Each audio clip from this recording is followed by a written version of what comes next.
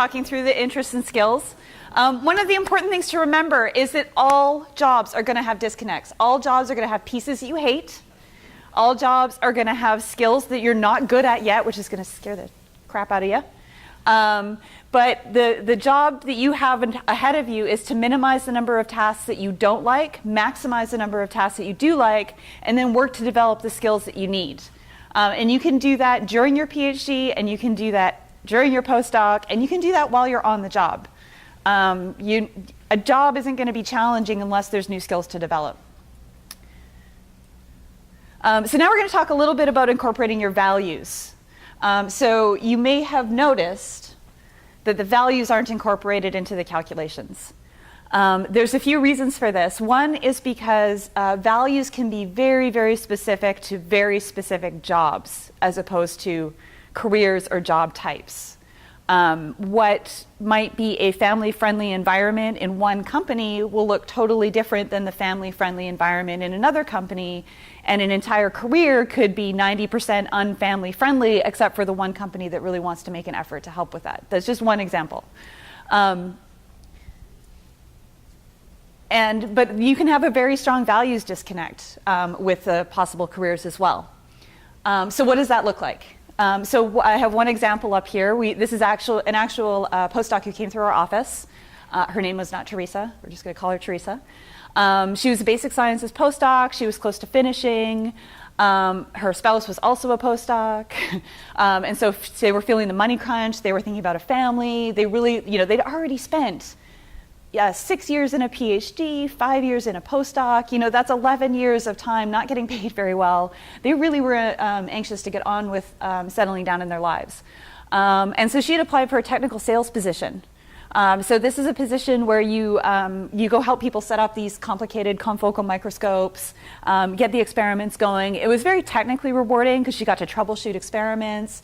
The nice thing is it wasn't super risky for her because they weren't her experiments. So she got to do the cool problem solving without the risk of the disappointment of the result not coming in. But one of her values, including family friendly, is she really had a high value placed on helping others and helping society. And so it was a values disconnect for her. It just didn't fit.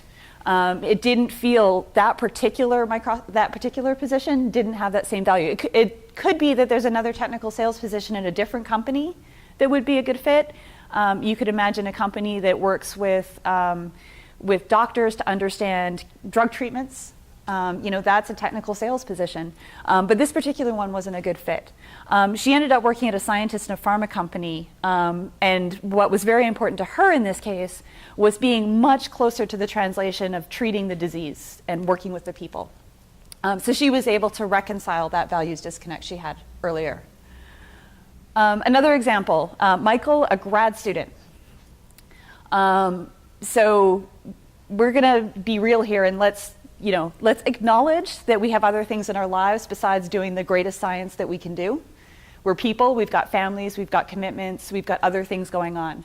And this particular student, he had commitments to his extended family, his siblings and his parents. Were really looking to him for financial support, and he was feeling a lot of anxiety about being able to help send money to his family. He eventually wanted to settle down close to his family because his family was very important to him. But he was also looking for something very challenging, very fast-paced, like the problem solving, like to always be busy. And so he looked to consulting. So consulting offers excellent salary, lots of new problems to be solved, but there's long hours and lots of travel. But because Michael was still a grad student at the time, he was still young, he didn't have a family of his own yet.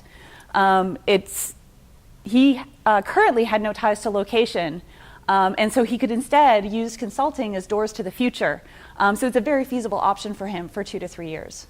So that's how he could reconcile how consulting wouldn't meet his long-term values, but it could meet his values in the short term.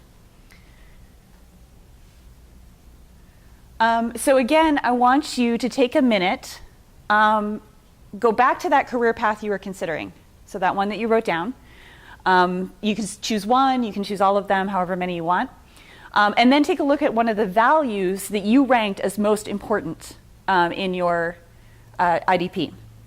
And then see if you can identify one challenge you'll face in this career path due to that value, and identify a solution to that challenge. So I want you to take 2 minutes to write it down first, and then I'll tell you to go back to your partner. So take a minute to write it down